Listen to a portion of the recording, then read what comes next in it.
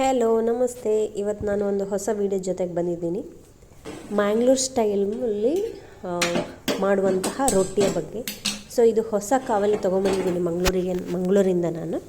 So ಇದು ಹೊಸ ಕಾವಲಿಯನ್ನು ಯಾವ ಥರ ಯೂಸ್ ಮಾಡೋದು ಅಂತೇಳಿ ಹೇಳ್ಕೊಡ್ತೀನಿ.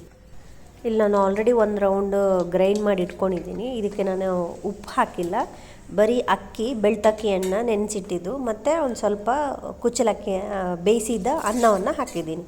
ಈಗ ನೋಡಿ ಸೆಕೆಂಡ್ ರೌಂಡು ನಾನು ಗ್ರೈಂಡ್ ಮಾಡ್ತಾಯಿದ್ದೀನಿ. ಅಕ್ಕಿ ಹಾಕ್ಕೋತಿದ್ದೇನೆ, ಹಾಗೆಯೇ ಒಂದು ಸ್ವಲ್ಪ ಅನ್ನನೂ ಸೇರಿಸ್ಕೊತಾ ಇದ್ದೇನೆ. ಆಗ ತೋರಿಸಿಲ್ಲ ನಾನು, ಅದಕ್ಕೋಸ್ಕರ ಈಗ ತೋರಿಸ್ತಿದ್ದೆ.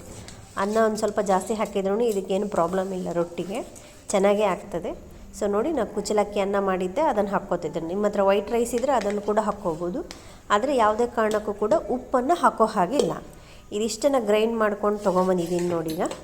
ಸೊ ಇದನ್ನು ಕನ್ಸಿಸ್ಟೆನ್ಸಿಗೆ ರೆಡಿ ಮಾಡ್ಕೊಳ್ಳಿ. ಸ್ವಲ್ಪ ನೀರು ಆ್ಯಡ್ ಮಾಡಿ, ತುಂಬ ಕೋರ್ಸ್ ಸೈಜಲ್ಲೂ ಇರಬಾರ್ದು, ಸ್ವಲ್ಪ ನೀಟಾಗಿ ಗ್ರೈಂಡ್ ಆಗಲಿ.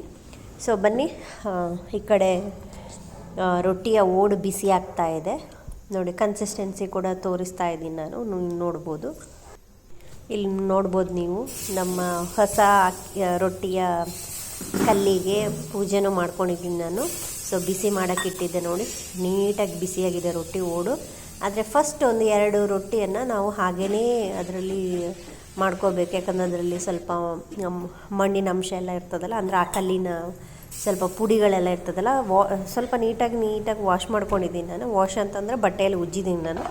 ಆದರೂ ಕೂಡ ಅದು ರೊಟ್ಟಿ ಸೆಟ್ ಆಗಬೇಕಲ್ಲ, ಅದಕ್ಕೋಸ್ಕರ ಉಪ್ಪು ಹಾಕದೇ ಇರುವಂತಹ ಗ್ರೈಂಡ್ ಮಾಡಿದ್ದನ್ನು ನಾವೀಗ ಇಲ್ಲಿ ಹಾಕ್ಕೋತಾ ಇದ್ದೀನಿ ನಾನು. ಸೊ ಫಸ್ಟ್ 1-2 ರೊಟ್ಟಿ ಇದೇ ಥರ ಆಗ್ತದೆ, ಸೆಟ್ ಆಗೋದಿಲ್ಲ. ಸೊ ಬಟ್ ನಾವು ಒಂದು 2-3 ಮಾಡಿದಾಗ ಇದು ಸೆಟ್ ಆಗ್ತದೆ. ಈಗ ನೋಡ್ಬೋದು, ನಾನು ನಾರ್ಮಲ್ ಸೈಜಲ್ಲಿ ಮಾಡ್ಕೋತಾ ಇದ್ದೀನಿ ನಾನು.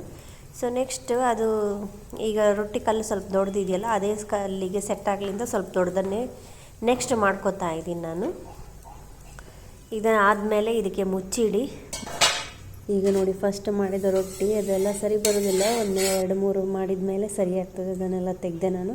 ಈಗ ಸೆಕೆಂಡ್ ರೌಂಡು ನಾನು ರೊಟ್ಟಿ ಹಾಕ್ತಾಯಿದ್ದೀನಿ. ಸೊ ಇದಕ್ಕೂ ಉಪ್ಪು ಹಾಕಿಲ್ಲ ನೋಡಿ, ನಾನು ಹಾಗೇ ಮಾಡ್ತಾಯಿದ್ದೀನಿ. ಸೊ ಈಗ ಒಂದು ಸ್ವಲ್ಪ ಸೆಟ್ ಆಯಿತು ಆಗೋಕ್ಕಿಂತ, ನೋಡ್ಬೋದು ನೀವು. ಸೊ ಈಗ ಆಗೋದಕ್ಕಿಂತ ಒಂದು ಸ್ವಲ್ಪ ದೊಡ್ಡದು ಮಾಡಿದೆ ನಾನು, ಇಡೀ ಅದರ ಅಗಲಕ್ಕೂ ಸೆಟ್ ಆಗಲಿ ರೊಟ್ಟಿ ಅಂಥೇಳಿ. ಇಲ್ಲಿ ನೋಡ್ಬೋದು ನೀವು, ಸೆಕೆಂಡ್ ರೊಟ್ಟಿ ಕೂಡ ನಾನು ಮಾಡಿ ಆಗಿತ್ತೀಗ. ಸೊ ಹಾಗೆಯೇ ಇದೀಗ ಆಲ್ಮೋಸ್ಟ್ ಈ ರೊಟ್ಟಿ ಒಡಿಗೆ ಸೆಟ್ ಆಗ್ತಾ ಉಂಟು, ಏನು ಪ್ರಾಬ್ಲಮ್ ಏನಿಲ್ಲ. ಅದಕ್ಕೆ ಉಳಿದಿರುವಂತಹ ಅಕ್ಕಿ ಹಿಟ್ಟಿಗೆ ನಾನು ಉಪ್ಪು ಸೇರಿಸ್ಕೊತಾ ಇದ್ದೀನಿ. ಸೊ ಫಸ್ಟಿಗೇ ಉಪ್ಪು ಹಾಕಿದ್ದು ಮಾಡಿದರೆ ಕೆಲವೊಮ್ಮೆ ರೊಟ್ಟಿದು ಹಂಚು ಒಡೆದೋಗ್ತದೆ, ಅದಕ್ಕೋಸ್ಕರ ಉಪ್ಪು ಹಾಕದೇ ಮಾಡಬೇಕಾಗ್ತದೆ. ಸೊ ಈಗ ಉಪ್ಪು ಹಾಕಿದ್ದೇನೆ. ನೆಕ್ಸ್ಟ್ ನೀಟಾಗಿ ಎಲ್ಲ ಏಳ್ತಾ ಇದೆ ಅಲ್ಲ ರೊಟ್ಟಿ, ಅದಕ್ಕೆ ನಾನು ಸ್ಟಾರ್ಟ್ ಮಾಡ್ತಾ ಇದ್ದೇನೆ. ಉಪ್ಪೆಲ್ಲ ಕರೆಕ್ಟಾಗಿದೆಯಾ ಅಂತ ನೋಡ್ಕೊಳ್ಳಿ. ನೆಕ್ಸ್ಟ್ ರೌಂಡ್ ನಾನು ಉಪ್ಪು ಹಾಕಿರುವಂಥದ್ದನ್ನು ಹಾಕ್ಕೋತಾ ಇದ್ದೀನಿ. ಈಗ ನೋಡ್ಬೋದು ನೀವು, ನಾನು ಉಪ್ಪು ಹಾಕಿರುವಂತಹ ಹಿಟ್ಟನ್ನೇ ಈಗ ಹಾಕ್ಕೋತಾ ಇದ್ದೀನಿ. ಸೊ ನೀಟಾಗಿ ಸೆಟ್ ಆಗ್ತಾ ಉಂಟು. ಒಂದು ಸಲ ಮಾಡಿ ಆಗೋ ತನಕ ಸ್ವಲ್ಪ ದಪ್ಪಗೆಲ್ಲ ಬರ್ತಾವೆ, ಆಮೇಲೆ ಸೆಟ್ ಆಗ್ತಾ ಹೋದಂಗೆ ತೆಳುವಾಗಿ ಕ್ರಿಸ್ಪಿಯಾಗಿ ಮಾಡ್ತಾ ಹೋಗ್ಬೋದು. ಸೊ ನೀವು ಕೂಡ ಹೊಸದಾಗಿ ರೊಟ್ಟಿ ಓಡನ್ನು ಮ್ಯಾಂಗ್ಳೂರ್ ಸ್ಟೈಲಲ್ಲಿ ತಗೊಂಡು ಮಾಡಬೇಕು ಅಂತೇಳಿ ಇಷ್ಟ ಇದ್ದರೆ, ಸೊ ಈ ಕಲ್ಲು ನಿಮಗೆ ಸುಬ್ರಹ್ಮಣ್ಯದಲ್ಲೂ ಸಿಗ್ತದೆ, ಮಂಗಳೂರು ಸೈಡಲ್ಲೂ ಸಿಗ್ತದೆ. ಸೊ ನೀವು ಆಚೆ ಹೋದಾಗ ತೊಗೊಂಬರ್ಬೋದು. ಇದಕ್ಕೆ ತುಳುವಿನಲ್ಲಿ ಬಲವಿನ ಕಲ್ಲು ಅಂತ ಹೇಳ್ತೀವಿ. ಸೊ ನೀವು ಆಚೆ ರೊಟ್ಟಿ ಓಡು ಅಥವಾ ರೊಟ್ಟಿಯ ಹಂಚು ಅಂತಂದರೆ ಕೊಡ್ತಾರೆ ನಿಮಗೆ. ಅದು ಕೆಲವು ಸ್ಪೆಸಿಫಿಕ್ ಶಾಪ್ಗಳಲ್ಲಿ ಸಿಗ್ತಾವಷ್ಟೇ, ಎಲ್ಲ ಅಂಗಡಿಗಳಲ್ಲೇ ಸಿಗೋದಿಲ್ಲ. ಸೊ ನಮಗಂತೂ ಈ ರೊಟ್ಟಿ ಅಂತೂ ಬೇಕೇ ಬೇಕು, ಇದು ನಮ್ಮ ಫೇವ್ರೆಟ್ ಮ್ಯಾಂಗ್ಳೂರ್ನವರಿಗೆ.